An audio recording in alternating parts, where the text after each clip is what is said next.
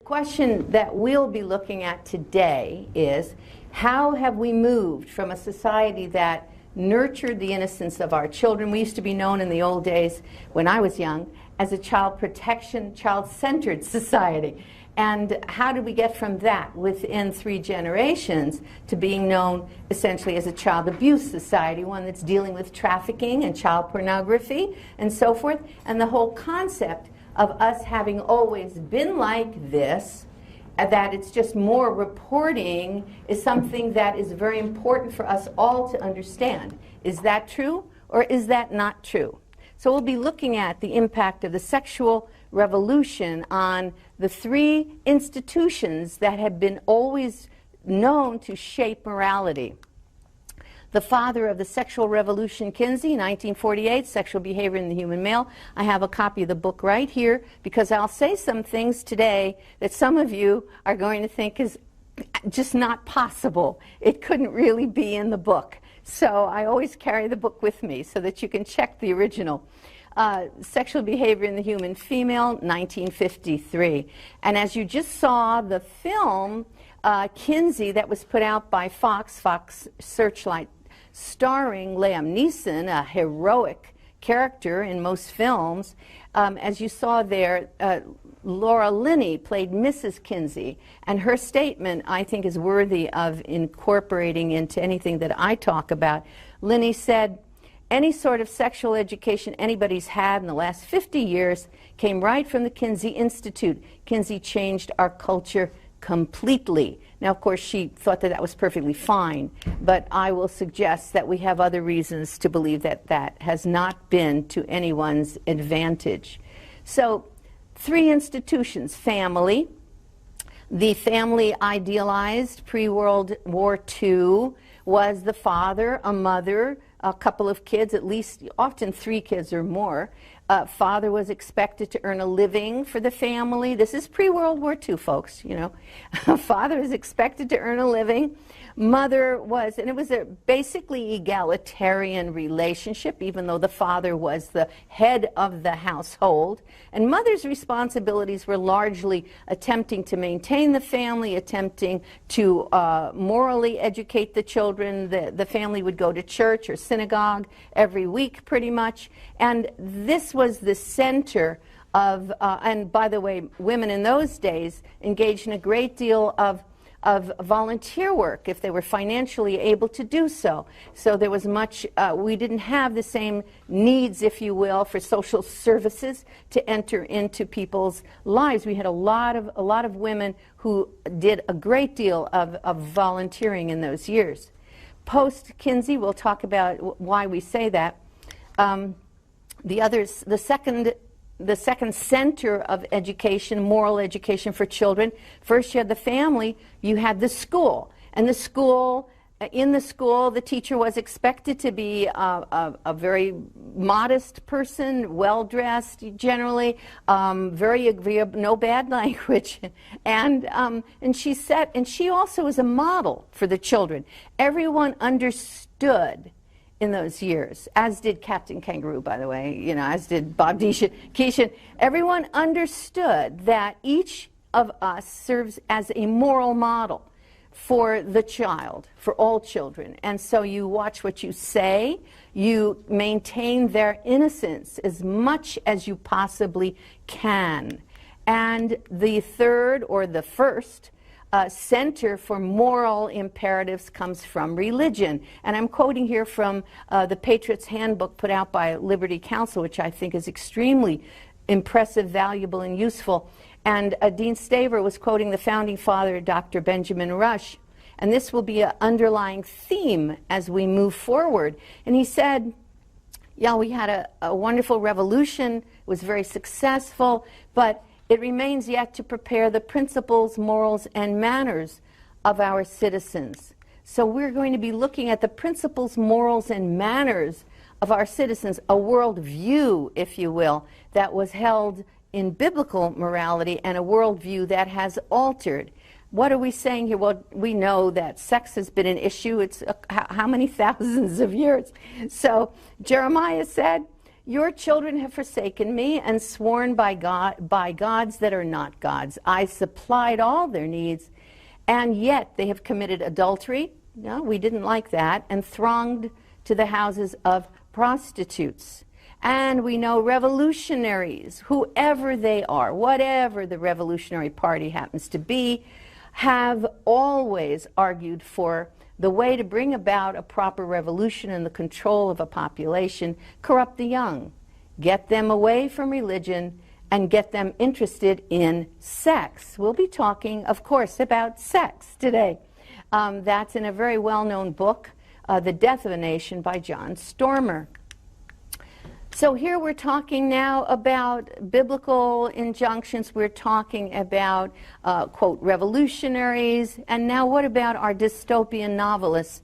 Well, Brave New World, Aldous Huxley, he asserted that the population could be controlled. A population like ours could be controlled when children were trained early in what he called erotic play. I don't know if you all remember the scene that he has where the children are playing out in the bushes at school, and the teacher is very upset because there's a little boy who does not want to engage in erotic play with the little girls and the other children. And the superintendent comes over and he says, "What's the matter?" She said, "He just doesn't want to play." And so they're taking him to the psychologist for treatment, because we have the concept was that we will sexualize the children early. Once you do that, then they will end up being interested in only the feelies, the orgy-porgies, the soma, and that is to indulge in widespread consumption of pornography, which was what Huxley was talking about, and drugs. So we'll be kind of addressing that issue as we move forward. And here we talk about Dr. Paul Gebhard, who was the co-author of the Kinsey Reports. He was director of the Kinsey Institute after Kinsey died. I will go through this more slowly. And his statement that, quote, "Children are sexual beings. We made our point that children are sexual from birth." Well, as we move forward, we will be looking at that concept, that world view, because pre-World War II, children were viewed as asexual. They became sexual when they entered puberty and they developed hormones, sex hormones. Prior to that, if you allowed them to grow naturally and normally, then they would go about their business and learn how to live and so forth without getting into a great deal of sexual difficulty. So how do we define Kinsey as such an important guy? Well, the National Research Council in AIDS, Sexual Behavior, and the Intravenous Drug Use defined Kinsey that way. They concluded that we can divide sexual knowledge crudely into the pre-Kinsey and post-Kinsey eras. This becomes a theme that we will see reiterated over and over and over again, and especially in your laws. In the laws, in the public policies, we will see Kinsey appears throughout the legal system. The pre-Kinsey culture. Let's talk for a minute about, I mean, at my age, I remember, I'm back in the pre-Kinsey culture.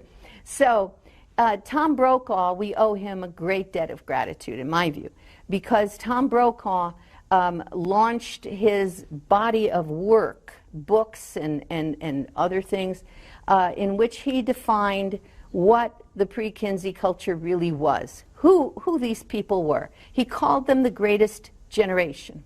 And he said that those people who won World War II and saved the world from fascism, and it would have been communism or any other kind of isms at the time, that this was a group that had faith in God. Faith in God was part of the lives of the World War II generation. A sense of personal responsibility, a commitment to honesty is the characteristic of this generation. It is how they were raised. And indeed, it is how their parents were raised so that they could raise this generation in that way. So we will be talking about how that view of, in my last book, Kinsey Crimes and Consequences, now it's a new one, stolen honor, stolen innocence. I deal, and in sexual sabotage, I deal a great deal with the libel and the slander of our ancestors, the libel and the slander of that greatest generation. Because it was Kinsey that libeled that generation, that said that they were hypocrites and liars, that in fact they were engaged in widespread sexual promiscuity, and that's the reason that we had to end up ending all of our sex laws and protective laws. So the greatest generation that we know of, that won World War II for us, these were people essentially who were reasonably independent. They believed in local control. They believed in local participation in their politics, in their schools. They were part of the decision-making process. They expected to be. They were a religious people. They were a people that essentially looked toward generations and looked toward tradition and believed in tradition, and most importantly understood the meaning and the value of marriage. And when we say marriage, nobody thought of marriage as anything except a woman and a man who commit themselves to a life together and who believe in faith and faithfulness in marriage, and in fact, as I'll show you, chastity prior to marriage. That was not unusual. Chastity was not an unusual standard in those years. So the pre-Kinsey era, when we look at our law, we've had really only two law standards in the United States. We had the common law, which was based on biblical authority, and under those laws, the only legal sex was conjugal sex. There was no legal sex outside of that. Fornication was against the law.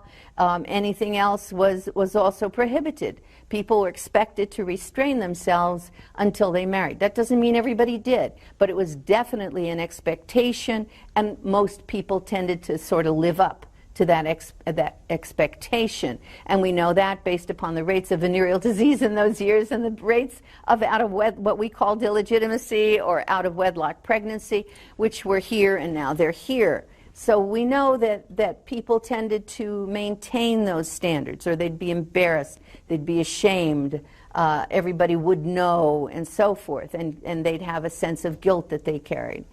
Offenders, people who committed sex crimes, would be imprisoned, convicted generally. Capital punishment could be used. Wasn't generally speaking, but it was an ideal that was established. And absolutely no field of human sexuality existed. There was no field of human sexuality. There was no sexologist. There were no sexuality courses. If you went to college, you probably had something in which you had a little hygiene. In high school, you'd have a little hygiene. The girls would be in one class, boys would be in another. They'd learn a few basic things, and that's it. Public morality is what was governed by law. And what substituted then the common law and the biblical authority? Well, you as future lawyers and lawyers know, you can't get rid of one precedent unless you have something that's apparently better, that's more reliable. So the Model Penal Code, and we'll talk about that, the American Law Institute Model Penal Code came on board with scientific authority. Scientific authority would displace biblical authority. The scientific authority said, which was Kinsey, that legal sex ought to be anything that is consensual, that sex laws should be permissive, that offenders should be paroled and pardoned, that psychological treatment could handle most of the difficulties that we had. And at that point, sexology began to emerge, and that field began to dominate society. Under those circumstances, too, private morality would then be governed by law, and it wasn't very much governance. So who was Dr. Alfred Kinsey? That opening clip that you saw talked a little bit about him. If this is the father of the sexual revolution, if this is a man that Fox does a feature film about, I haven't seen one on Darwin, but they sure did it on Kinsey. If this is a man who's had, I think, 4 specials on PBS, right, on Kinsey, at least 4. He's an important guy. He's been an important person in everybody's life. He's been an important person in your life. No one in this room is untouched by the work that that man produced and passed off to the world as science. So was he indeed the staid, church-going, conservative husband and father, the Boy Scout leader? By the way, he got the Boy Scouts to stop, to say that masturbation should no longer be discouraged in the Boy Scouts, in their guidebook. And the esteemed professor of zoology and the researcher at Indiana University. Was he that? Because that is the publicity that was put out all across the country. Or indeed, this is a long one, was he an adulterer, okay, a peeping Tom, all right, addicted to pornography and to masturbation, an advocate of bestiality? By the way, this is all established. I would not say any of this unless it was completely established. And I keep asking the Kinsey Institute to try and say that this is untrue, you know, sue me. I'm ready. Who had, yeah. So, and that's interesting too. Okay, who had sex with his male students and his male research subjects. He was a world famous principal investigator, but this is a man who did sex experiments on infants and children, the father of the sexual revolution, a man who falsified all of his sex data, a man who was a masochist, who circumcised himself with a knife in his bathtub as an adult. He was found in a bloody bathtub by a colleague. By the way, most of this came through one of his colleagues who reported on this in his book, and there was in a biography, and then there was a second biography that confirmed it. They didn't tell me all this. And who repeatedly hung himself by his testicles in the Kinsey Institute basement from a pole. I know, it's pretty weird. Which likely led to his untimely death, which was associated with orchitis. Now, if he was any of these things, and if he became the father of the sexual revolution, and if his data continue to be used in law journals and in law cases, and have been used since the 1940s, 1948, 1950s really, would you think perhaps that we might have a problem if any of this would be true?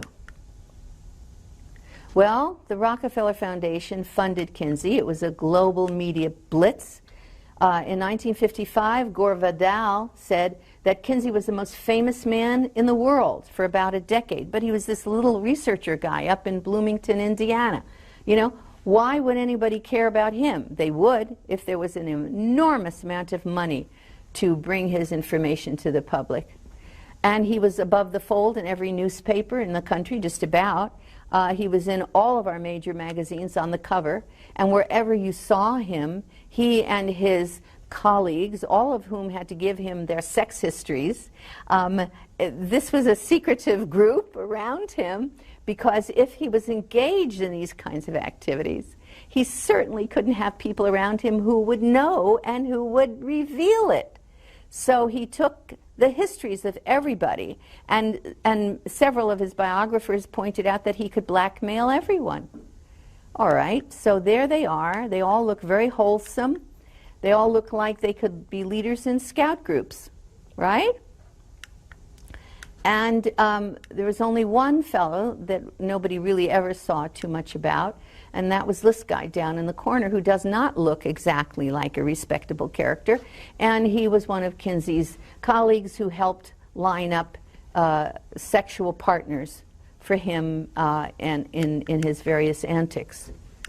Kinsey, however, was training global leaders. This is University of Berkeley. Thousands and thousands of future doctors, lawyers, judges, thousands and thousands of future social workers, people who were in legislatures, would be trained hearing what this man was saying.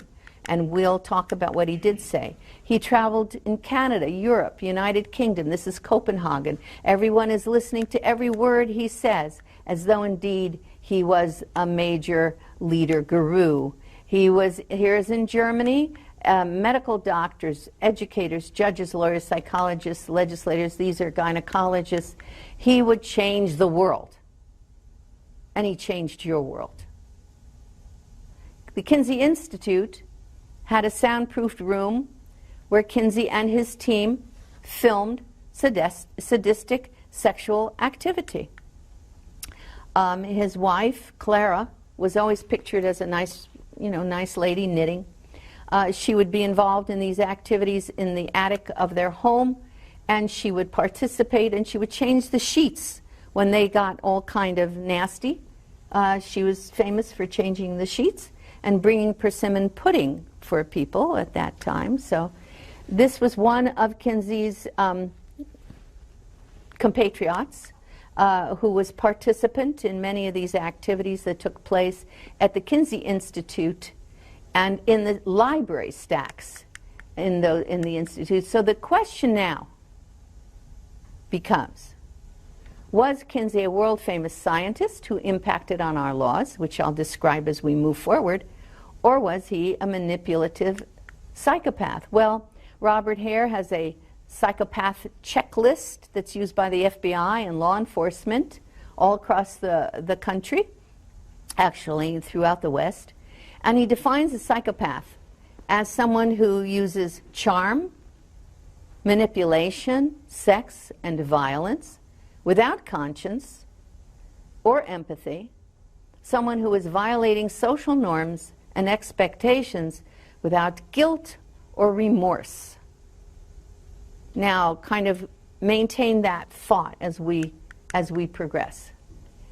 This is Phil Donahue. You're all too young. How many of you know? There are a few. There are a few. This is Phil Donahue. When I came out with my first book on Kinsey in 1990, and I thought, oh, this will take care of it. I'll just send this book out. I was on the Donahue show and never got invited to another one of those shows, I can tell you that. Because here Donahue is looking at table 34, which I'll show you shortly.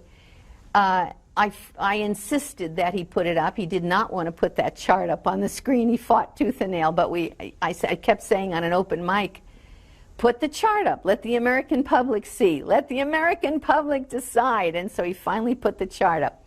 So here he is looking at that chart. And before that, he had said, he admired Kinsey tremendously. He worked with the Kinsey Institute. He said, Kinsey was to sexuality what Freud was to psychiatry, what Madame Curie was to radiation, what Einstein was to physics. He says, comes along this woman and tells us these terrible things, and then he said, well then, we've based an entire generation of education of sexologists on Kinsey. And Kinsey was a dirty old man. But then he says, but he wasn't. He wasn't. The guy was married once, a nuclear family kind of guy. Because indeed, that was the propaganda. And on the same program was a man named Dr. Clarence Tripp. He was Kinsey's photographer. He was also a well-known psychologist by now, and wrote on homosexuality and wrote a book on President Lincoln as being homosexual. He was also a few other things. Tripp said, well, Kinsey listened to pedophiles. They were very careful. They used stopwatches. They knew how to record their thing.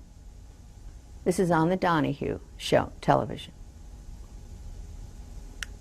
Donahue was shocked, didn't know what to say. So he said, well, were they in prison at the time? To which Dr. Tripp replied, oh, certainly not.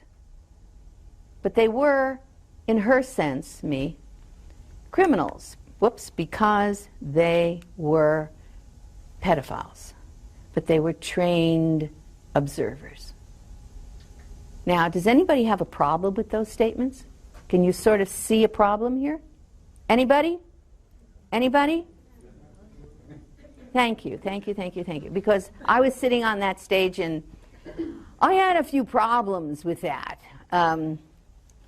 statement, and Donahue didn't know what to do. Well, here was the table that we had forced him to put up on, was it CBS, NBC, I forgot, on the screen. He was not happy with that table. I said to him on air, what American is going to defend this? Are you defending this? I said, look at this 5-month-old. A 5-month-old? Who's doing that to this child? I said. And you have, I said, a 4-year-old. 26 orgasms in 24 hours for a 4-year-old? I said, who did that? Who's asking these questions? This is the most vile depiction of child sexual abuse.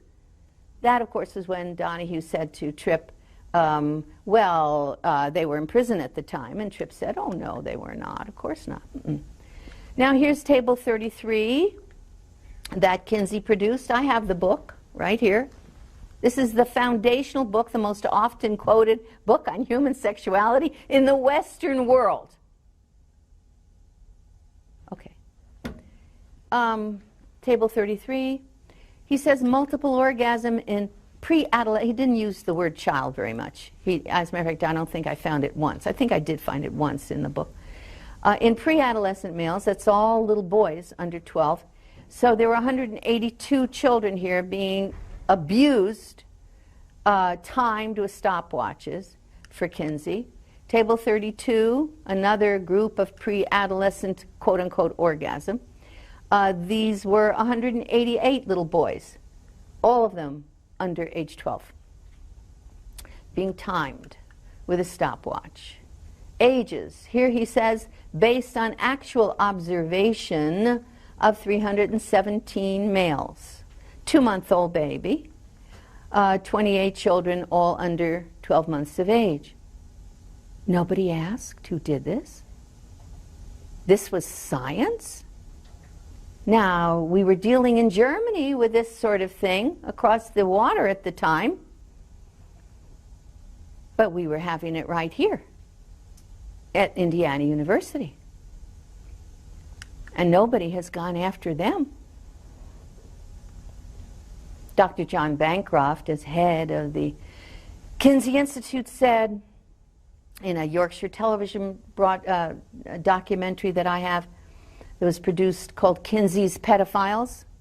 Yeah, it was broadcast all over the United Kingdom. They would never show it here in the United States. Dr. Laura Schlesinger sent a copy to PBS, tried to get them, she said, show this film. They wouldn't show it in the United States. He said all this crap about Table 31 and Table 34. He said Kinsey demystified the subject of sexuality. This is a sexual psychopath. What did he demystify? Do you understand the problem that we have? What did he demystify? Okay. He also went on to say that Kinsey was a great scholar, and so on. This was in the Yorkshire television interview that they did in Great Britain that would not be shown here. Table 30, pre-adolescent eroticism and orgasm. Here he's got 273 victims. Excuse me, but they are victims, okay? They are victims, and no one is asking. I went back to the library when I started to see this years ago. I went to the library, I started to check. I said, anybody talked about the child sexual abuse in this book? I found thousands and thousands of articles about Kinsey, some critical, yeah, not many critical, but some, a few. No one, absolutely no one, addressed this major chapter 5 that becomes the foundation for changing all of our laws. Kinsey said here, in 5 cases of young pre-adolescents, observations were continued over periods of months or years. So some children were being molested for these scientific experiments for months or years. Kinsey, very tricky, manipulative, inserted the word adult in pages 160 and 161 in a discussion that he had about orgasm. I said, okay, what did he call an orgasm, right? What was he calling an orgasm? Pages 160 and 161, he talked about 196 boys who were tested around the clock at various points. And so he would put the word adult in between so that the reader would get confused and think, oh no, he's not talking about children. But he was. He was only talking about the children. 196 children. And he said, some boys suffer excruciating pain, may scream if movement is continued or the penis touched. They'll fight away from the partner. He said there was sobbing, sometimes with an abundance of tears, especially among younger children. That's his, and those are his parentheses, not mine. He said there was extreme trembling, collapse, sometimes fainting amongst these children, these 196 boys, all under age 12. Kinsey concluded they derive definite pleasure from the situation. Well, I read that and I concluded that the only person who would define children this way would be a sadomasochistic pederast or pedophile. Who else thinks like that?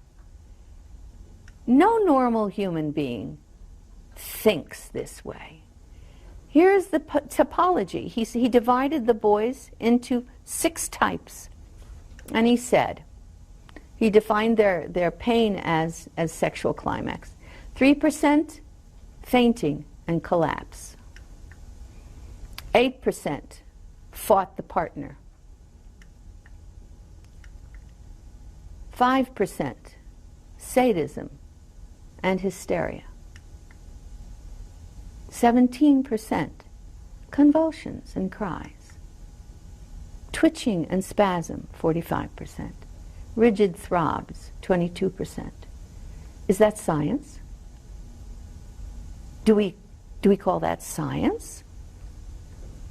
Or do we call that a team of deviants, sexual psychopaths who are torturing little children? And when they see the children fainting, calling those things normal, natural, sexual responses. Kinsey concluded in his data that infants and children are sexual from birth if they are helped by adults or older juveniles. 100%, he said, could be orgasmic under those circumstances. He said that he found 1% incest, but that was because the girls were soliciting from the men in their families. No molestation was reported, none. No harm was reported to children, none. No venereal disease reported, none. This is science? No illegitimacy or pregnancy for the girls, none. No rape, none. And that is the group of children that Kinsey was talking about. Now moving from the children, what would we expect he would say about adults? If you would expose children, so many children, to this kind of violence, well, what kind of scientific data could you be said to create about adults? Well, what he said was 100% of these kids, of course, could be orgasmic. 95% of our males, he said, are engaged in sexually perverse sort of behavior, illegal behavior. And of course that meant that we have to start advocating in our laws to eliminate laws against fornication, against any kind of sexual behavior that we had laws against at that time, because he said all the guys were doing it and there was no harm. He said 65% of men and 50% of and 50% of women were engaged in male, what was he saying, adultery, right?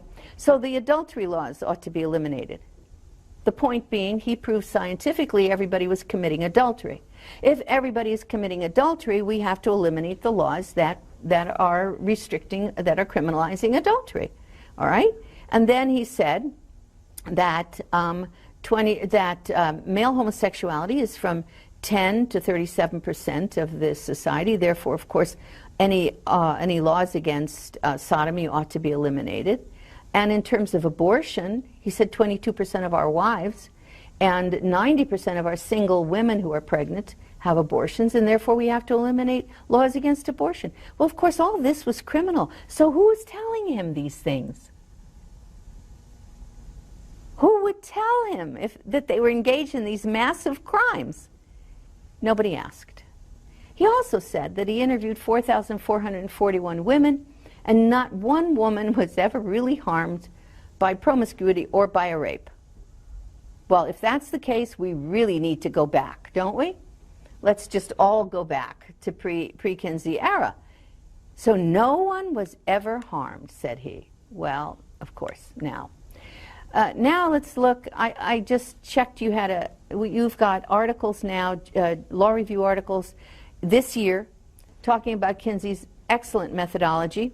Well, it turns out that 69% of his interviews were carried out during World War II. We're talking science here. During World War II, no one was allowed to give an interview if you're in the military, or if you're working for any war plant, or if you're involved in any way in the defense of the country. So no surprise, it turned out he had 2,446 convicts, 1,400 sex offenders, over 1,000 homosexuals, some hundreds of boys. Now, that whole point means that the people that he ended up interviewing were what? Were they normal? Our guys were fighting overseas to save the country and to save the world. They were not being interviewed by Kinsey. However, there's another little detail that doesn't seem to get into the law journal articles or the law reviews and so forth. And that is, it turns out that one of his key researchers, William Simon, said Kinsey interviewed 18,000 people, but he only used a quarter of the cases in his 2 reports. He threw away 75% of his population. Does this sound wild? If this is one of the most important bodies of research being used and taught in sex education classes today, well, 75% of the interviews disappeared. The remaining 4,500 were just labeled as up to 21,000. The Kinsey, here with the press, financed by the Rockefeller Foundation. Abraham Maslow, how many people have heard of Abraham Maslow? Okay, so Abe Maslow said, well, this Kinsey statistics are not valid. And so the Rockefeller Foundation demanded that he get a statistician. Well, Kinsey wouldn't get a statistician, because if he did, what would happen to all these statistics that he was creating? Somebody would have to tell the truth. So he got a young astronomer to pose as a statistician. He never had a statistician. The Kinsey scale. How many people are familiar with the Kinsey scale, please? Anybody? A few? A few more? Yeah. The Kinsey scale. If you Google the Kinsey scale, you'll get 880,000 hits or something. You'll get images of various kinds. The Kinsey scale is the basis of what is taught about homosexuality in the Western Hemisphere today. Homosexuality is supposed to be a 6, and heterosexuality gets a 0. Kinsey claimed that his research found homosexuals are 10 to 37% of the population. To his chagrin, his colleagues, I'll talk about that momentarily, only found 0.05% of college guys in those years that identified as homosexual. I would say that the numbers are increasing, however, radically as children are recruited in classrooms and from TV and from other things, as we'll talk about. So in the late 50s, Kinsey's colleagues, the Eberhards, who were also used a lot in law on obscenity, were very upset to find when they interviewed 200 college males, they're the ones that only found under 1% that were saying that they were homosexual. They said many were as romantic about sex as any girl. Sex without love, premarital sexual intercourse seemed utterly unethical. That was in those days, the pre-Kinsey days. Sodomy was largely seen as homosexual and thus abnormal, so it was very seldom, there was very little of that. Now, you have to understand, Hugh Hefner, his biographies, you know, who knows who he is? Oh. His biographers identify him in college as a virgin, because that is the way most guys and certainly girls were in those early years. So then, deconstructing United States public morals, how do we go from the greatest generation to the me generation, from the 50s to 1969, sex, drugs, rock and roll? And how much of a role did this man play in that shift? What was the covert purpose of the false data? Well, it certainly would be to protect himself and his cadre. And now let's get into what was being said in the legal system, because there was a worldview that began in 1948 in the Law Journal articles, repeated over and over and over again, that people began to import into the legal system. Our laws and customs are designed to protect the family. At the base of the family is the father. Yet, Kinsey found the father is quite different from anything the general public supposed. Okay, what did Kinsey find about the father? He said 95% of our males are committing all of these sexual acts. Therefore, all of these laws that had been protecting families ought to be eliminated. A total cleanup, that was in American Sexual Behavior and the Kinsey Report by very famous guys, and that included top-notch experts all over the country that were writing in that book. Morris Plaskow, Justice Plaskow, Judge Plaskow wrote in Sexual Behaviors in the Law, 1948, a total cleanup of sex offenders, that's dad, right, is in effect a proposal to put 95% of the male population in jail. Virtually every page of Kinsey's report touches on some section of the legal code. This is how come you're all here. In his data and in conferences with the Commission, this is the New Jersey Commission on the Habitual Sex Offender, Kinsey showed behavior in conflict with our legal and moral codes is exceedingly common. Enforcement of the prohibitions of sex legislation are a failure. Our sex crime legislation is out of touch. The law attempts to forbid an activity that responds to a wide human need. And now comes this really interesting stuff. Louis Schwartz, who will become a chief writer, author, they call themselves reporter, for the American Law Institute Model Penal Code, starts way back in 1948 saying, I'm in favor of the individual visionaries who are willing to pay the personal cost to challenge the old moral order. What happens, he says, people resist if smaller numbers of articulate opinion makers launch an open attack on the old traditional faith. Well, who is the articulate opinion maker here that the people will be rejecting? That's going to be Schwartz and his friends. And he says, what are we going to do about the American public? Well, he says sexual penal reforms can be eased into the written law. How? As merely technical improvements. Hold your breath, because we're going to have a model penal code. And the model penal code is going to have only technical improvements.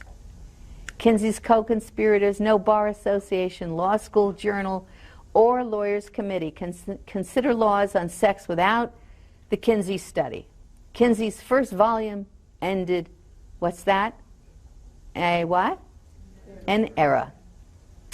It is This is Morris Ernst, who is the co-founder of the ACLU. He says, "It is the single greatest contribution of science to the law in my lifetime, more than the Brandeis Brief." Now, this is Group for the Advancement of Psychiatry, where we'll get into this issue. Full responsibility for sexuality, says the Group for the Advancement of Psychiatry. Manfred Guttmacher, who's the twin brother of Alan Guttmacher of the Guttmacher, working with Planned Parenthood. Full responsibility for sexuality should begin at what? The age of what? We're talking a worldview, a legal worldview that thematically began to dominate law as soon as Kinsey's reports came out. Because, said Guttmacher, Kinsey's data were the points by which we steered. Who else? The principal impact of the Kinsey report, says Dean Frank Horrock in the Illinois Law Review, who is dean of the law school. The principal impact will be on the law. It will aid police officers, prosecutors, judges, probation officers, superintendents of penal institutions in judging individual cases. Officials will read it. Defense counsel will cite it. Even when it is not offered into evidence, it will condition official action. Psychiatrists, psychologists, penologists, juvenile and probation officers, they will use the data, and their professional advice will be heeded by the judge. Here, the report will control many decisions and dictate the disposition and treatment of many offenders. Well, in 1973, when the American Psychiatric Association removed homosexuality as a mental problem, as a disorder, from their DSM, there was one key scientific citation, only one, that could be used, and that was used, and that was Dr. Alfred Kinsey's reports. Well, they weren't reports, it was a book, but you call it a report and it gives you more credit. Kinsey's co-conspirators, 1952. Herbert Wechsler, you all familiar with Wechsler? He was very famous for a while, apparently. In his Harvard Law Review article on the challenge, now we're getting to the model penal code. The challenge, we need a model penal code, he said. The penal code is ineffective, it's inhumane, it's unscientific, it involves punishment, and he says it includes even the penalty of death. We're going to fix all that. We're going to have a new model penal code. It's going to be focused on humanitarian things, on not punishment but therapy, and everything's going to therefore improve. We will have less recidivism, less crime, less violence. Have you noticed that it's less since 1952? Anybody? Has anybody here seen a decrease in violence and in crime and the types of crime? And I like this one. The cultural tendency to overprotect women and children is more detrimental to the victim than the offense itself. And that comes from the report on the Illinois Commission on Sex Offenders to the 68th General Assembly of the State of Illinois. How'd they get that? What does it say? The Kinsey what? Kinsey findings permeate all present thinking on this subject. Isn't history interesting? Kinsey's co-conspirators, I won't have a chance to go into this much, but, and this is very vague, you can't see it, but Dr. Kinsey spun off two major followers. Hugh Hefner, who was revolutionized by Kinsey. He said he was this virgin guy, right? And he's read Kinsey and he said, everybody's been having a great time all this time except me. And he said, I will be Kinsey's pamphleteer. I will bring, Kinsey has done the scientific research, and I'll bring what he found into the general public, into the college world, into the educated world. And Harry Hay, who at the time was married and had a couple of kids, he was also a member of the Communist Party, he said, Kinsey showed that 10 to 37% of us are you know, homosexual. He quit his wife. He formed the Mattachine Society and began the effort to establish cultural diversity, minority rights, and the gay rights agenda. So from Hefner, we got the pornography revolution, and from Hay, we got the homosexual revolution. All of them thanking Kinsey. That was very nice. Okay. In 1954, now, there was an attempt to control and to find out what was going on at the Kinsey Institute. And that United States Congressman B. Carroll Reese chaired the 83rd Congressional investigation, and it was an investigation of philanthropies. And, oh, that's this book, which I urge all of you to read, The Foundations. Very important book for you to understand what has happened in the United States of America and Western world. After investigating 4 major philanthropies, the Reese Committee concluded an elite has emerged in control of gigantic financial resources. He's talking about the philanthropies, operating outside our democratic process for their own political ends. And by the way, in 1919, U.S. Supreme Court Justice Brandeis really said the same thing, that there's an enormous amount of money in the hands of certain philanthropies that do not have our democratic process in their interests, and they are attempting to undermine that process. Well, Kinsey was on the docket, being a recipient of the Rockefeller money as well. And they were told, Congressman Reese was told, that while he was allowed to investigate everything that Rockefeller had been funding, and some of those were pretty bad, while he was allowed to investigate all of those, he could not look at the Kinsey file. The Kinsey research was sacrosanct. Nobody could look at that. Well, they better not. You know, I mean, if anyone had actually looked at it, you know, that could have been pretty disastrous in 1954. And so he said, the lawyer, Renee Wormser, said, the investigation of the Kinsey data was thwarted by a combined effort of the Republicans and the Democrats. As a result, the Kinsey file never saw the light of day, although it was a critical part of the planned investigation. Now, that problem has persisted over time. And I had a long talk with Hobbs, Dr. Hobbs, who testified before this committee just before he died. And Dr. Hobbs said to me, because he had been very critical of the Kinsey research, the statistical side of it, and he said to me, if I had been able to see that, you just couldn't believe the child tables. You just couldn't believe them. He said, if I had actually been able to see that and believe it when I saw it, he said, this country would have been a different place in 1954. And I thought, well. In 1955, the American Law Institute's Model Penal Code then gets distributed to all state legislatures. All state legislatures.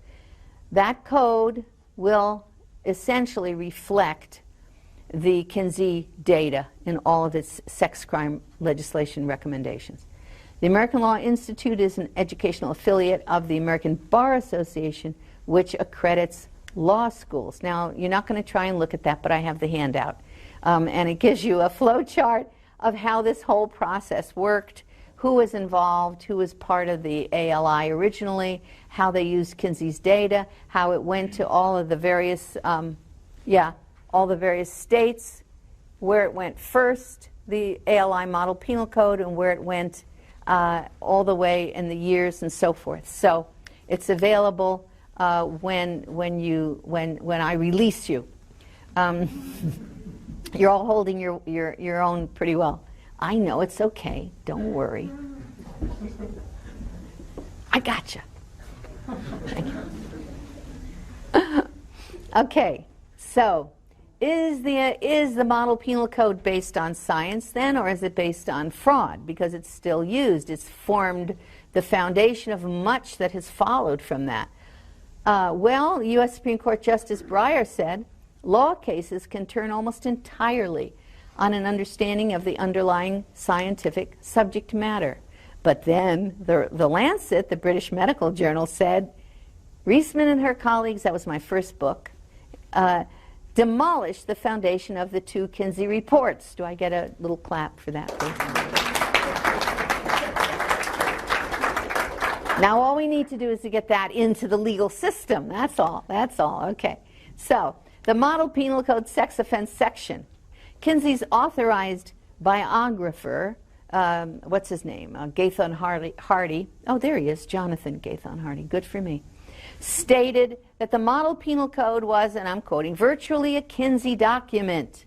Kinsey was cited 6 times in 12 pages. Lots, by the way, in those pages.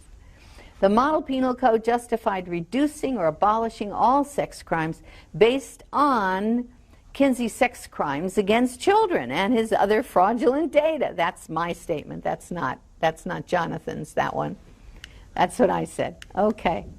So, Kinsey made up data to prove adultery, promiscuity, that would have been fornication, and that would have been alienation of affection, and that would have been a whole slew of other laws we had at the time. To prove that adultery, promiscuity, sodomy, and other condemned activities in those years were normal, harmless sexual practices indulged in by hypocritical Americans. Now you're going to see how this legalization later on funnels down now into kindergarten, into sex education for little kids, because we have said over time, as the laws got chipped away, that these were all legitimate activities, legitimate sexual activities. Well, if we make them legal, then people begin to use that as a means to get into the schools, and it started higher up, but now it's worked its way all the way down, sometimes even to kindergarten. Model Penal Code would privatize public morality. Laws controlling public morals, said David Allen in his very fascinating piece he did. He liked Kinsey too, though. Private Acts, Public Policy, the American Law Institute, and the Privatization of American Sexual Morality. He says, laws controlling public morals were deconstructed when the American Law Institute Model Penal Code was shaped, quote, in accordance with Kinsey's scientific discoveries by privatizing most moral questions, as though your morality, remember when the president is doing what he's doing up in the Oval Office, and everybody is saying, well, yeah, but he carries out his responsibilities, you know, fine. So what he's doing in the Oval Office with the little chicky-doo over there, you know, I mean, that's got nothing to do with the decisions that he's making, political decisions. Well, that wasn't the view pre-Kinsey. People's moral behavior was seen as determining the kinds of appropriate wrong or right decisions that they made across the board. So it's a worldview that has shifted. When he said, Allen continues, he says, when the Supreme Court ruled on Roth versus the United States and Griswold versus Connecticut, he says both cases drew on the Model Penal Code's distinction between public and private sexual expression, which in turn drew on the work of Alfred Kinsey. So, citing Kinsey, he says, the state-controlled, highly regulated moral economy of the past gave way to a new, deregulated moral market. The public, tougher sex laws in those years, they were demanding psychopathic laws that would put people away permanently. At the same time that Kinsey's co-conspirators, and I'm calling them co-conspirators, were secretly reducing those laws. In 1948 and 49, the Committee on Crime and Delinquency Prevention was chiefly concerned about the increase in sex crimes and the need for new laws to protect society from the sex offender.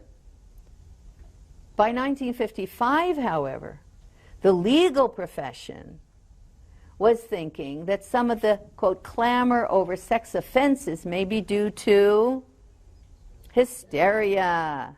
We hear that over and over again. Hysteria. Okay. Well, all right. Even at the age of, okay, Illinois Commission on Sex Offenders, even at the age of 4 or 5, this is how things move in terms of a worldview. Her seductiveness may be so powerful as to overcome the adult into committing the offense. The affair, this, I mean, would actually write this in a book. The affair is therefore not always the result of the adult's aggression. Often the young female is the initiator and seducer. That's Ralph Slavenko, Dr. Slavenko, when he writes in Psychosexuality and the Criminal Law, Vanderbilt Law Review, and that's in 1962.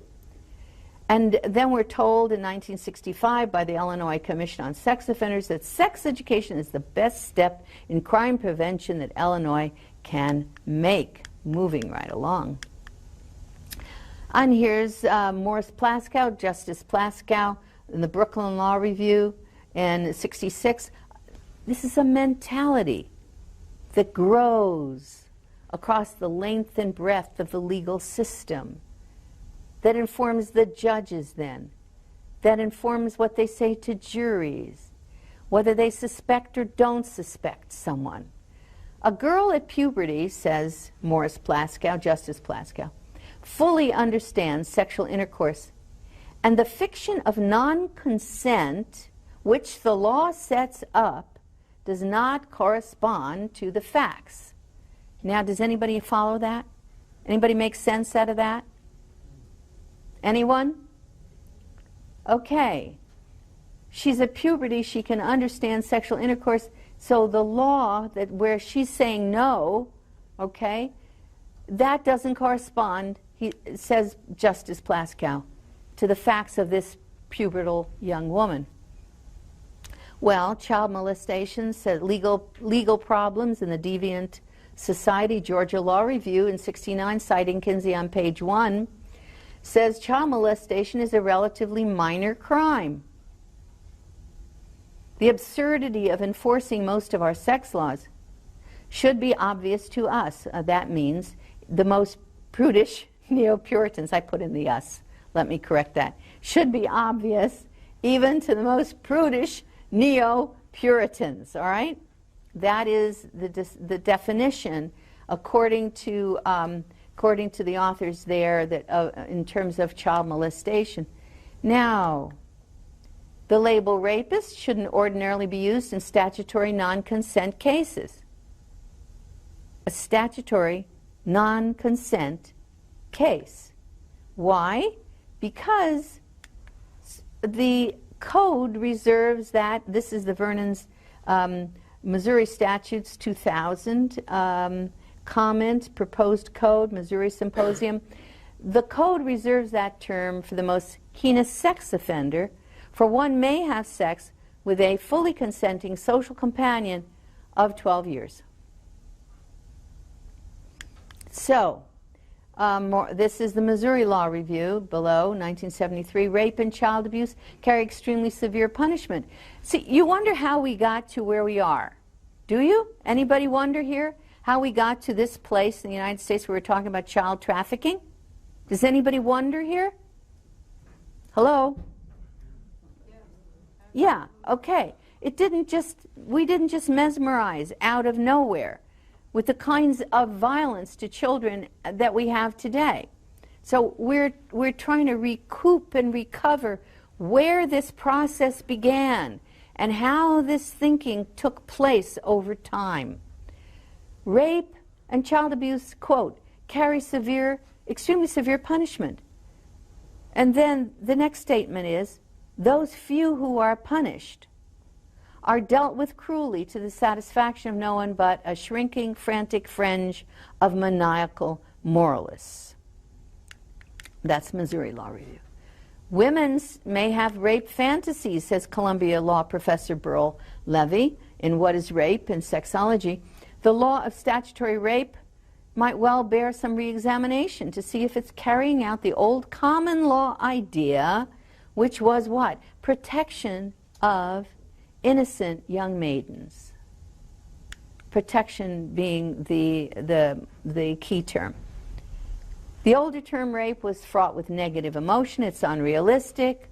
There's no justification for the perception that the female is a unique creature harmed in some unique way by untoward sexual behavior. Now, when we begin to see these girls in college who go off to a fraternity party and drink too much or are drugged, either way, and who are then raped, and who then can't stay in college because they can't stand it, and the judge has said, well, she drank, you know, and all this. Do you understand? We built this system. This was a legal, a mental mindset, a worldview that was built over time.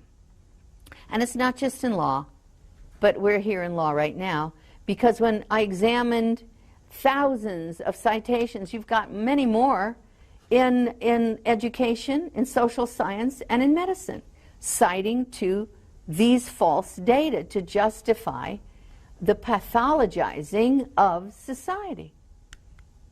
These are just 40 law review articles. I just sort of put them there. But we have thousands of these articles using Kinsey. And exposing Kinsey's phony data did help win with Stephan and Aspen. That was a major military case that I had the opportunity to participate in. And these things could win again. Because you have to inform all of the participants of the background of this information when you're dealing with any kind of case that has sex as its core. So what was the change? Well, the age of consent pre-Kinsey in 48, between 16 and 21 years, most was 18. Today, age of consent really is very flexible, depending upon the age of the offender compared to the victim, so on. Can be 12, can be 18. Rape could get death in 18 states. You know that? Rape, pre-Kinsey, could get capital punishment in 18 states and life in 22 others. There was one state that I think had 20 years. But, you know, that was the view, the perception of what rape was. But that had to change as you changed the perception of what women were.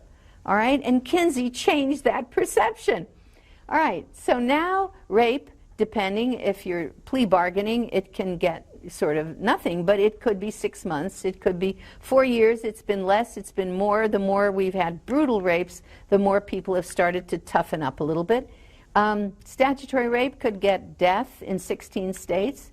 Now, statutory rape is really not viable if you can prove consent and if the age differential is not severe enough. Seduction, ladies and gentlemen, seduction was against the law. Did you know that? Seduction was against the law. Pre-Kinsey, you couldn't whisper sweet nothings into her ear and then say, but I just can't wait. You know, you couldn't do that. And you could get brought up on charges and pay a lot of money, and all sorts of things could happen. So, and in California, seduction was a felony. How do you like? In California, okay? Yeah, and now, of course, seduction is completely legal. All you need to do is prove consent. She said, but he seduced me. Yeah, come on, girl. You know, you're supposed to know better. Well, there's the whole approach to what females really feel and what females will do, and all of that got turned on its head following the so-called data that were collected by Alfred Kinsey. Adultery, of course, pre-Kinsey, prison or fines. Now it's completely decriminalized. Divorce. We had to fault divorce pre-Kinsey. And if someone had been victimized by an adulterer, usually it was the woman in those years. We're moving into greater equality today. But, you know, if it was whoever it was, got everything. Got the car, got the house, got the children, got everything. It discouraged divorce, believe me. And now, you know, after 1973, We got no-fault divorce, no alimony. We had the women with the children in poverty. We have all sorts of problems, fatherless homes. Mom is bringing in the boyfriends because she wants a guy, you know, a male figure for the children and so forth. So we start moving into enormous problems as a result. Child custody in those years would essentially go to mother because she usually would be the victimized party, and now it's basically financially based. Abortion?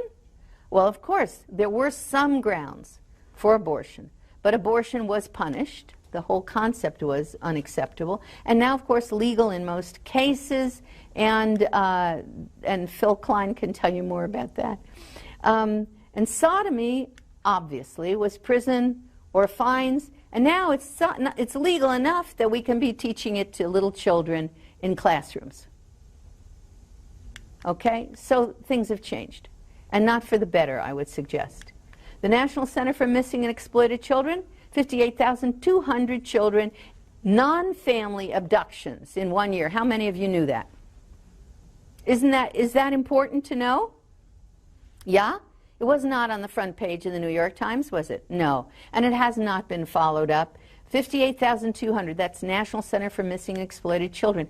11,100 of these children were under age 12. And of course, we're seeing child pornography, trafficking emerging as a growth industry. Well, this 58,200 is not counting the children who were kidnapped and then raped and murdered. Roughly, we are into about 200 of those a year. These are only counting the ones who then returned within 24 hours of their kidnapping, got back home somehow. Half of them were sexually abused as far as the center, the data that they have. 67% of our sex abuse victims, we finally got data from the National Incidence-Based Reporting System. We finally got data on children under age 12. That's a long story. But 67% of our sex abuse victims now are under 17 years of age. So have things improved? No, they have not. What are some of the outcomes of this criminal fraud? We've got increased male and female adultery, increased bi, homosexual, transvestism, and so forth, increased pornography, which is a drug addiction and other drug addictions, increased domestic violence, increase in divorce and separation, legal disputes over custody, the quantity and the quality of rape has completely changed. The brutality that is involved now in sex assaults is something nobody even heard of years ago. Increased murder and attempted murder, and we can talk about the alleged reduction in crime. What are children's loss of protective families? The normalization of children as sexual beings, that's a very dangerous normalization. Increased child abduction, kin and non-kin, violence, murder of children. In a group like this, we normally statistically should have roughly 25% of the females who would have been sexually abused at some point, roughly 16% of the males. Increased rape of infants and toddlers. Normalization of pedophilia, pederasty, and the brain reshaping harm by pornography. Sex education, I would tell you that sex education as it is designed today fits the FBI definition of grooming by pedophiles. Lincoln Law banned obscenity in the U.S. mails. What did he define? What was defined as obscene? Any book, pamphlet, picture, print, or other publication of a vulgar and indecent character. Those were French postcards in those years. Shall be admitted into the mails of these United States. There you go. A drug called pornography. The Christian Post said 30% of women are addicted. I think it's a little bit high, but maybe not. I don't know. 67% of men say they look at least once a month. It's an epidemic in the church community, they said. And of course, that's certainly the same in the secular world. 51% of pastors say that they're tempted by pornography. 67% of sex addicts, professionals with a college or graduate degree. Businesses, here they're talking about several of them, but they're visiting porn, regularly losing huge amounts of money. 60% of Christian men sought out some form of pornography, they said in the last, I've forgotten what, how long. 90% of 8 to 16-year-olds visited porn online. 17% of women are reporting addiction. And let's not forget abortion. When we start to dehumanize people in the way that we are dehumanizing them, when we strip them of their most basic moral attributes, then yeah, you're going to have well over 1.5 million, say, abortions a year, 3,700 a day. Now, in my research for the United States Department of Justice, images of children, crime, and violence in Playboy, Penthouse, and Hustler, which was, this little pamphlet was distributed all over the country, and all of the 7-Eleven stores stopped selling Playboy and Penthouse. Okay. However, thank you. However, they're back at it, of course, because we are trying to get the material to people, and it's difficult to do it. Missing and Exploited Center. We carefully studied the executive summary. I have a copy right here, ladies and gentlemen. There you go. Okay? And it was this little thing that caused that amount of trouble. And give heed to the disturbing implications for the protection of children. It must be read by about all the ways that pornography and violence in media affect the incidence of child sexual exploitation and abuse. Now, y'all familiar with Dr. Falwell? All right, so Dr. Jerry Falwell invited me here. He did a lot more than that. It's in my last book. Why is it not a crime, said he, for Guccione, Hefner, and Flint to distribute this? This was in an interview. I was much younger then, yeah. And it was in the Pastor Study, 1986. Dr. Falwell said, I have it here. Let me read this memo. It's unbelievable. Please, and he's reading from the memo. Please read, I have the tape, the video of it. Please, the whole interview. Please review the following relevant portions of the memo from the Office of General Counsel and notify all your staff immediately. And here's what the memo said about this. Please advise all staff that this report should not be duplicated or sent through the mails, because the law says to print or distribute this, that's this, is a crime.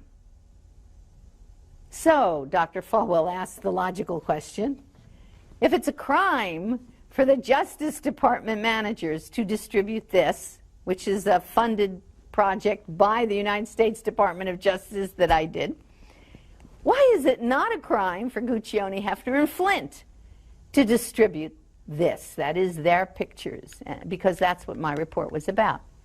We found Playboy was had the highest child image year for children being sexualized was 1971. See, we didn't get to child pornography here without starting somewhere. You understand? We don't have internet child pornography today, just all of a sudden. It was incrementally brought into our lives, starting in Playboy magazine. Remember, Hefner said he was going to be Playboy's what? Good, you were listening. Pamphleteer. So if Kinsey was defining children as sexual, wouldn't Hefner? If he's his pamphleteer? All right, well, that was 16 of those per issue in 1971. They don't do that now. Every once in a while they bring some back. But after my research got exposed, they stopped right away. But that's all right. American University, we had all our coders over age 21. But you should know this. This is lovely. In 1994, Playboy sued me, Dr. Reisman, for libel. But they sued me in Holland. They would not sue me here. Yeah. Please sue me here. You know, I can still bring the stuff to the courtroom. There's not a jury who wouldn't rule on my side. Okay. A kid is a kid is a kid. That's what's going on there, isn't it? It's a picture. Yes, it is. Is she doing that? Is he doing that? Is that a man? Is that a child? End of story. So they sued me in the Netherlands. Why the Netherlands? Because it's the center of child pornography in Europe. So there was an assumption, I suppose, that I'd lose. Well, surprise, surprise. I said that Playboy had been sexualizing children systematically and deliberately since 1954.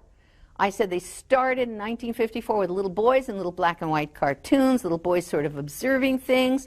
They slowly desensitized their consumers, and they moved to little girls 10 years later, also black and white cartoons, slowly implying. Then 10 years later, by 1978, we had full color, full page images of first cartoons of young girls, fairy tales, being molested, violated by adult men, yeah?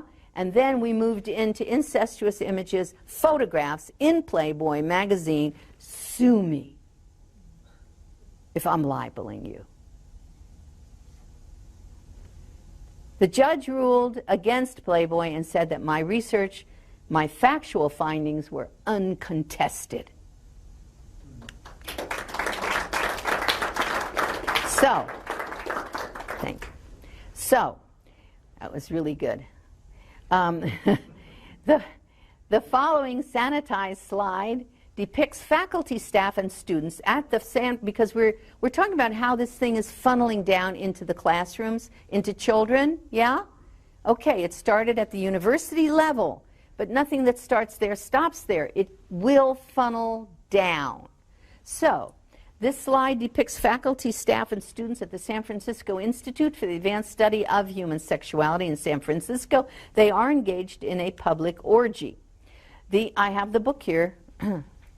The Institute launched in 1968, designs, awards myriad degrees in human sexuality, trains in the design of sex education curricula that go into our schools, and grants certificates as therapists, sex educators, and so forth at multiple levels of training. That's safe sex training, that's diversity training, that's training in AIDS prevention, that sort of thing. You can go to this institute and you can, if you wish, join in.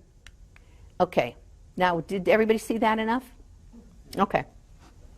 So, I tried to show as much as I could show. There wasn't much I could show there. And I did not also include the child pornography in that book, because there is absolutely child pornography that the Institute, which is the Harvard for Human Sexuality Education worldwide, there is child pornography in that book, and that child pornography was sold by that institute to Hustler magazine. You all know what Hustler magazine is? Okay, so it's a pornographic magazine, all right? It's not a financial, okay, magazine, although they apparently make a good deal of money. But so it was sold to Hustler magazine, and the pictures of the child pornography then were published in Hustler magazine alongside a narrative by one of the Institute faculty in which he advocated for an end to age of consent and an end to the incest laws. All right? Now this institute then has trained the educators who go into Northridge and who go into Harvard and who go to all of your major institutions, colleges and universities all over the country, and teach human sexuality. We have problems. This is the cover of the book. I can show that to you. And it was, the two authors were ministers. They were reverends. This statement comes from George Leonard. He described some of the training at the Institute. He said, simultaneously, he was there to investigate. He was doing a report for Esquire. I see you. It's all right. Simultaneously, he says, on 17 screens, the sensory overload culminated in a multimedia event called the FUCK-orama. Images of human beings, sometimes, there's Bonnie, even animals, in every conceivable sex act, accompanied by wails, squeals, moans, shouts, and the first movement of the Tchaikovsky violin concerto. You want to show you that they're really classy, right? This is a class act. What can I say? Okay? And now, on the way home, George Leonard, who's a liberal guy, yeah, on the way home, he said, he said, looking back, I was traumatized. He said, I didn't realize how thoroughly I had been desensitized during the time I was at that institute. And he said, but when I thought about it, so I realized that actually love wasn't even mentioned once with all this sexual activity that had been taking place. This is called the sexual attitude restructuring. It's called the SAR, and that is used in all human sexuality training courses, bar none. Now, some will have worse stuff, and some will be a little bit worse, and some will be less worse. Now, I find this fascinating. Their minds are in our hands. The Minnesota Department of Children, Families, and Learning, 1999, and this is the educational institution, National Education Association at the UN, wants to force the SAR, what we just saw, the kind of thing, on all children. Representing the NEA, Diane Schneider said, I pronounced her name right, oral sex, masturbation, orgasms need to be taught in education. Those opposed to homosexuality are stuck in a binary box that religion, remember, and family create. Children should be forced to learn about orgasms, says the National Review, their summary, because they said their children should not be allowed to opt out, was the position of the NEA. Children should be forced to learn about orgasm against their parents' wishes. I would suggest that the National Review has no idea of what they're really going to be forced to learn about it, because it isn't just orgasms, excuse me. Now, looking at this issue, pedophiles are using grooming techniques to gain the trust. This is the FBI. Pedophiles use grooming techniques to gain the trust of children and unsuspecting parents. Now, we could spend a whole couple of hours just talking about the child brain and the undeveloped child brain and the fact that that child's brain is not going to be developed until roughly age 21 to 25. To be able to deal with, in terms of the frontal cortex, in terms of the frontal lobe, to be able to deal with these kinds of stimuli, this kind of arousal state. Risk-taking control is controlled by the frontal lobe. Impulse control, emotional control. All of these data come straight out of the Smithsonian and straight out of the National Institute of Health. Jay Guild has developed a massive body of research on children's brains. The children are being assaulted in the classroom, and they are being assaulted using grooming techniques. The grooming techniques that the FBI has defined. The FBI states pedophiles demonstrate sex acts to children. They give them pornography to teach or to give instruction. They teach children how to masturbate, how to perform oral sex, and to engage in sexual intercourse. Pedophiles use pornographic images to arouse victims, particularly adolescents. They lower the sexual inhibitions. They show pictures of other children in sex in order to overcome the children's natural fears, indicating it's all right to have sex. Well, now, the education. We looked at some of the educators just a few moments ago, the lead educators. Now we're going to look at some of the education. The following are sanitized child illustrations from a popular sex education book that's used in U.S. elementary schools. That such books fit the FBI definition of predatory sex grooming, child grooming, is indeed cause for somber inquiry. Now, it's perfectly normal. Changing bodies, growing up, sex and sexual health. Remember, we've got an undeveloped child brain that is being exposed to these stimuli. Things that pre-Kinsey, in the 1940s, 40s and 50s, would never, most adults hadn't seen. So we're going to teach children fornication through sex education. We're going to teach them heterosexual fornication. That was the word that was used, by the way, fornication. That's the old word. Homosexual, I think. We're going to teach them masturbation. Very important, because if you teach them masturbation, you're able to seduce children much more easily. And we're going to teach them even how to genitally self-exam. And this is being shown to little children as sex education. This is arousal material. This is programming, and that is grooming. You are grooming victims, and you are grooming offenders. And you are doing it under the rubric of institutionalized sex education in the public school system, and private, often in parochial. Another thing that's happening to our kids, of course, most of you know, through the gay, lesbian, bisexual, transgender, undecided, and questioning groups, will be lots of conditioning through various materials, certainly in sex education materials in general, and films, and so on, and TV, but also a huge push for gay novels. The whole concept, we go back to Kinsey, 10 to 37% of you are born, but even he didn't say born this way. But the idea that this is a genetic trait. We are genetically born this way. Teen gay novels, young adult, they're called young adult. Their reading level is at the 4th grade, 5th month by accelerator reading level. These are for children in grades 9 to 12. All of these are out and proud. They are about bullying. Major publishers are putting these out. The Geography Club above is planned as a major film. It's a kid Brokeback Mountain sort of thing. And all of the books are based on the false genetic claim that homosexuality is inborn, whereas the data are very clear.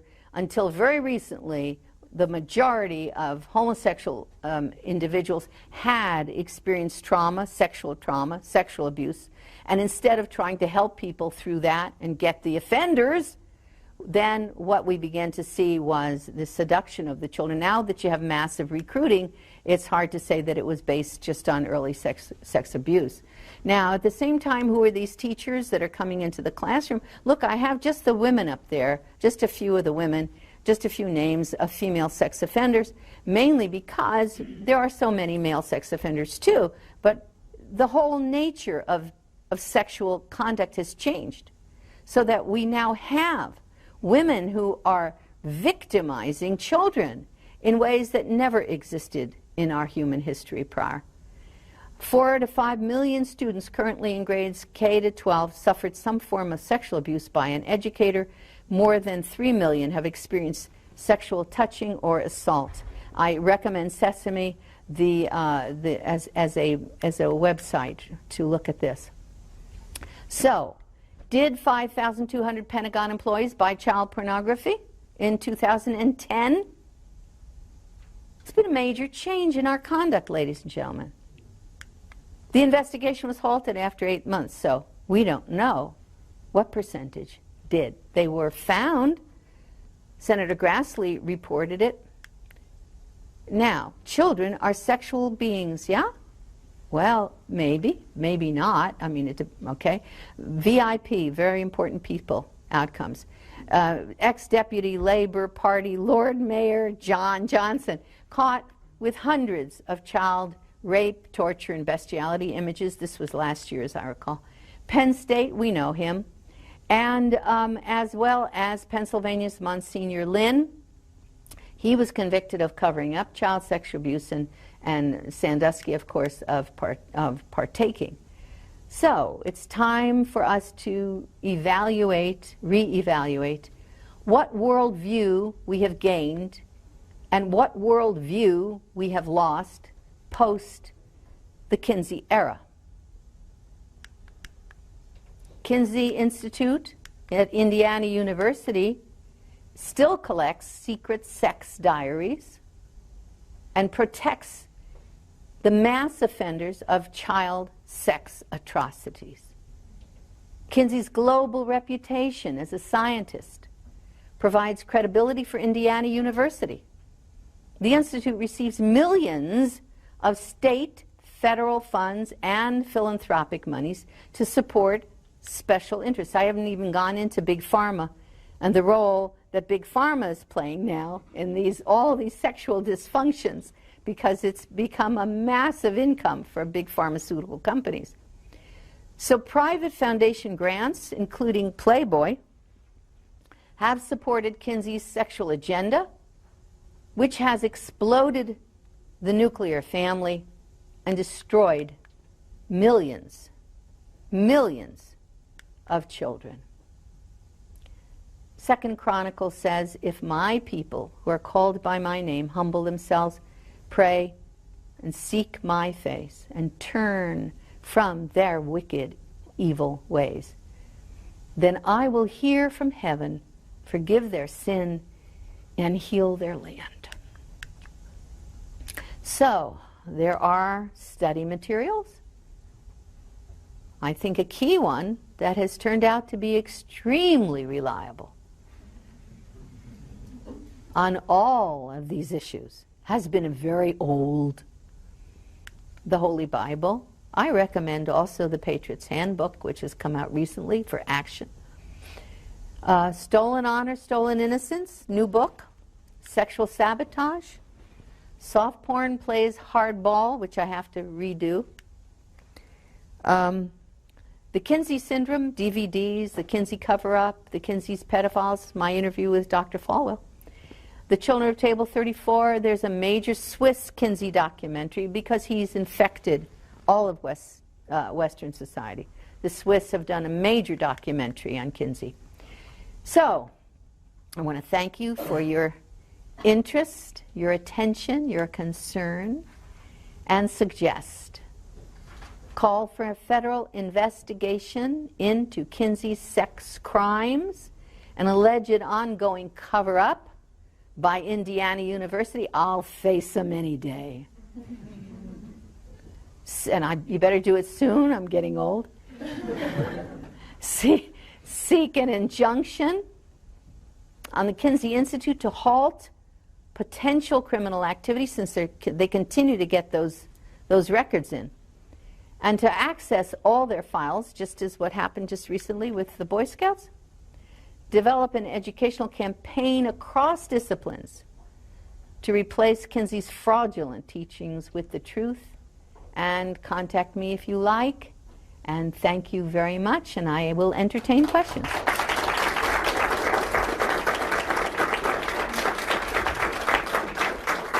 have about 15 or 20 minutes to ask Dr. Reisman questions. I hope you will. And if you need to go, feel free. Oh yeah, if you need to go, you can. But I know who's leaving. I have a photographic memory, and I'll see you in the hall, and I'll say, ha-ha, yes, but you hung out good. That's okay. So do ask some questions, please. Did I exhaust you all? Yeah, I did. Yeah, I did. Okay. I was just wondering why there's been no, investigation into the Kinsey Institute with child pornography. I mean, if there is some there, why has nobody gone in and investigated? Very good question. Shall I repeat that? Yeah. Why has there never been an investigation for child pornography of the Kinsey Institute? They have admitted that they have child pornography. One of the former directors of the Kinsey Institute, June Reinisch, said that some of the child pornography that they have, the films, are so awful that she can't stand looking at them, okay? So yeah, that's one of the things I think that we need to really fight to take place. They have admitted the possession of child pornography. That means and we know they have lists of some of the offenders. We know that. Yes? What's happened to all the victims? Ah, good question. Yes. What happened to the victims? Well, okay. When I first saw this material, the first thing I did was to write to the Kinsey Institute. Oh, I was so naive. I was so naive. I was so liberal. Oh, yeah, those were the days. Anyway, oh dear. So I wrote right away and I said, good heavens, I said, what happened to all these children? What was the follow-up? You know, here I am becoming a scientist, and you're supposed to have follow-up. So you had all these children. What was the follow-up on the children? And the director of the Kinsey Institute at the time, Paul Gebhardt, poor darling, wrote and answered. And he said, well, he said there wasn't really any follow-up. He said it was too expensive, or he said, we just didn't do it. And he also added, because I asked him, I said, what were the methods used to get these kinds of data from these children? And he said, well, oral and digital techniques were used on the children, is what he said. Well, it turned out when we did the Yorkshire television and they were interviewed, it wasn't just that either. And they were sodomizing these children, no question about that. That came out loud and clear. So we have enormous amount of data that cannot be debated, that could go into any court of law, that if we get our congressional, we almost got a congressional investigation in 1995. We had 51 co-signers at the federal level, and then we had an election, and everything kind of fell apart.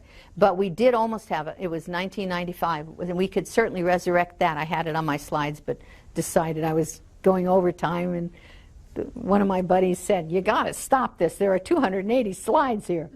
So okay.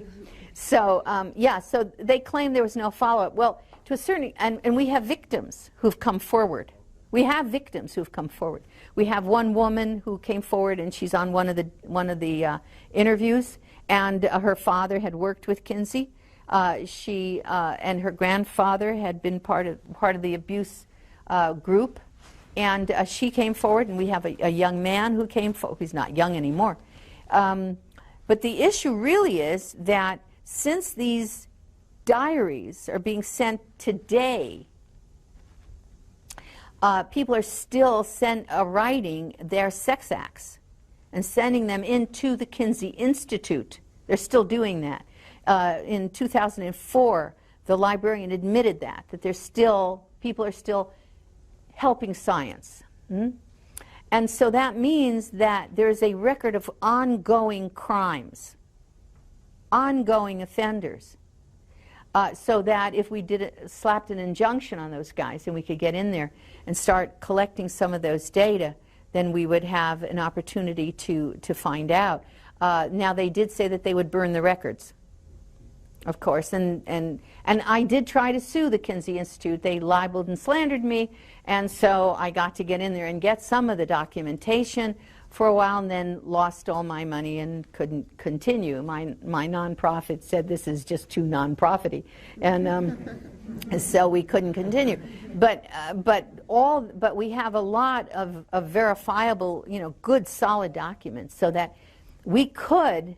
And I have argued for a long time, if you were able to show the American public where so much of this has come from, that you would really have an opportunity to turn things around to a great extent, which is why they stopped the original investigation that was supposed to happen in 1954 with the Reese Committee, But yeah, they refused, and I do think, by the way, excuse me, they did claim they did follow up on all their subjects.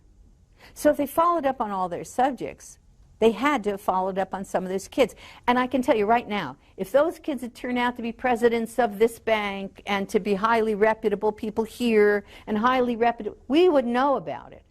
If those abused children had not ended up suicidal, alcoholic, murderers and whatnot, we would sure know about that from the Kinsey Institute. So since they refused to give that information, we know they're hiding that information. Yes? I noticed that one of the things you had in your slides was showing instances of child pornography in Playboy and Husband, yes. And those sort of yes. things, and how recently those have been sort of taken out, it seems like, or at least it's less common. Yes. And I think that, I can't speak for the rest of the nation, but I know that I've had the opportunity to work in a local prosecutor's office that started an initiative specifically for child sex offenders and against child pornography for the entire Central Virginia area. And we've actually had a lot of success in identifying some of these people. And specifically in Virginia, the child pornography laws are very harsh. And in fact, we were able to get an offender recently to plead guilty to hundreds of offenses of child pornography, which were kept on his computer, and he's gone. He was sentenced to, I think, over 15 years in jail. So, that's a beginning. But it's a beginning. It is, I think, maybe shows that maybe Yeah. the trend isn't so linear. Well, yeah. What's happened is we've had so many more children raped, murdered, mutilated. One of the points I wanted to make was that not only has rape, quote unquote, of children increased, but the type, because now you're looking at children being raped with objects, as you would know, right? We never heard of such a thing in the old days. You're talking about gang rapes. You're talking about, bad, nasty, awful stuff, which, on top of the rape of the child. And you're talking about forcing children to do things with other children and with animals and all that. That's the nature. The nature of the brutality has gotten so horrific that yes, there now is some kind of an alert backlash, but that's only because it has gone so beyond any human comprehension that people are saying, wait a minute, this is really not, acceptable. So that has happened. But I can tell you this, we're dealing with another huge problem too, and that is that pornography is an addiction. Yeah, no question about that. And impotence, by the way. Pornography will trigger impotence. There's not even, that's global research. Global. Even France. And Italy.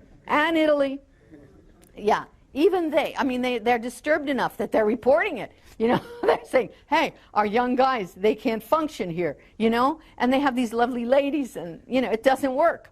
And they've zeroed it in on, big surprise, that when you look at those pictures, that in a very short, I used to lecture to guys and I'd say, now if you're going to look at pornography, I can tell you right now, the definition of potency is with your own power. The definition of impotence is without your own power. So if you need a picture, you're impotent. If you need a storyline, you're impotent. You've handed your masculinity, you've handed your power over to some guy over there who's doing the little, with the puppet thing, yeah? So, and of course then that enriches big pharmaceuticals no end, but Viagra doesn't work, for any length of time anyway, so there's all kinds of backlash on that. The other thing about all pornography is homosexual. Playboy is a homosexual production. And I've done some fascinating research on that from a scientific point of view. When you do an analysis of the variables from abortion to bestiality to zoophilia, on a 50 matrix, you find that there's a complete agreement between Playboy and homosexuality and a complete disagreement with biblical injunctions about those things. The only difference is in the particular selection of a object at that time, and that doesn't even matter because that's tossed out anyway. So all these things confuse men, confuse boys, certainly as more this is more and more boys. But what I was going to say about the abuse issue is, as we've done this, we're increasing incestuous abuse in the household. When pornography is in the household, you're increasing juvenile abuse of younger children. And what happens? Mom and dad find out. I've got the emails coming in all the time. Mom and dad find out, and I had one recently. It was a homeschooled, family, and they just found out that well, they didn't just find out, but they found out that the son, who was 13, was molesting the little girl for at least a year and a half. They didn't know what to do. He'd been gone across the street and been looking at stuff over there. And so he came back home, and this was happening. So they didn't know what to do. They went to therapy, and that wasn't. They thought, well, we'll tell the police. Maybe, maybe that'll help. Well, the boy's a registered sex offender now. That's the way things are rolling. So while it's important to give those years, I would say life, life, because all the data are very clear. People are getting out. They're going to repeat that. They're going to repeat that. So whether you know about it soon enough or not, they'll repeat it. So until people understand how they've been manipulated. When I was with the FBI, I was in Quantico, the headquarters, FBI headquarters in Quantico. At the time, they were selling, by the way, Playboy and Penthouse, but they stopped after my speech. So so anyway, when I was there, the head of the Quantico FBI, Roger Depew, it was the behavioral science unit, which had just really begun back in the 80s. Yeah, it was back in the 80s. And they were just doing the profiling and that kind of thing. And Roger Depew, I gave my presentation, which wasn't this, it was a porn, the development over time, how Playboy did it, what followed from that, and that was the whole presentation. And when I finished, Depew asked me to come back and do a piece for the FBI to record it, and so I did. He came in the morning, and he said to me, he said, I want you to know what I did last night. He said, I went home and I called my boys together. He said, round the table, and I got the guys together and I said, guys, we've been had, So I thought that was pretty good. I have a lot of stories like that. Time for one more question. Yes. I'm just wondering what I can do. I'm not long here, but as far as like my children will pay taxes to New York schools, and I've heard recently that 9-year-olds will even be trained of the pleasures of sex, I think through the Planned Parenthood group. Is there a way I could file a complaint or something to that, where even if you homeschool, you're held to that unless you opt out in some way? So I find that offensive when I see all this, and it probably links to Kinsey. What would you recommend? You're the lawyer. Yeah, I'm not a lawyer. You want to head to New York with me? Yeah. I mean, I look to a major lawsuit myself. Yeah. I believe that there's got to be, and I've got all the ammunition, a major lawsuit against Planned Parenthood, against NEA, against the big guys.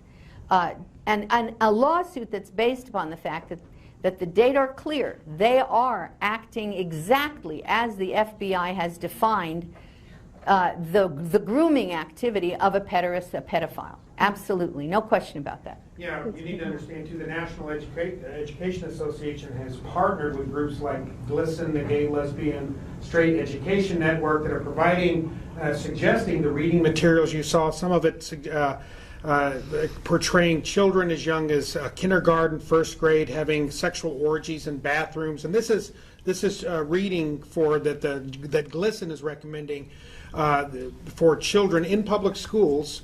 And the way to approach this is with the National Education Association behind these type of curricula. There's really not a lot you can do. There's strength in numbers though.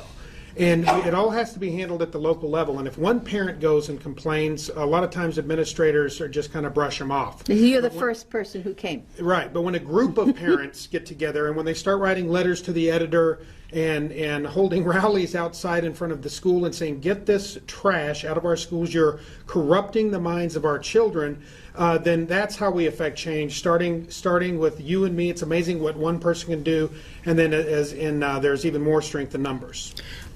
I agree and I disagree. Yes, I agree. Local, yeah. But to me, as far as I'm concerned, until we mount a major lawsuit for violating these, for sexual abuse of our children, and all the brain data support it. Yeah, I agree with that too. Good. But for what parents can do. Yes, yeah, that's good. Absolutely. Well, again, Dr. Reisman, thank you so much. Let's have another hand for Dr. Reisman.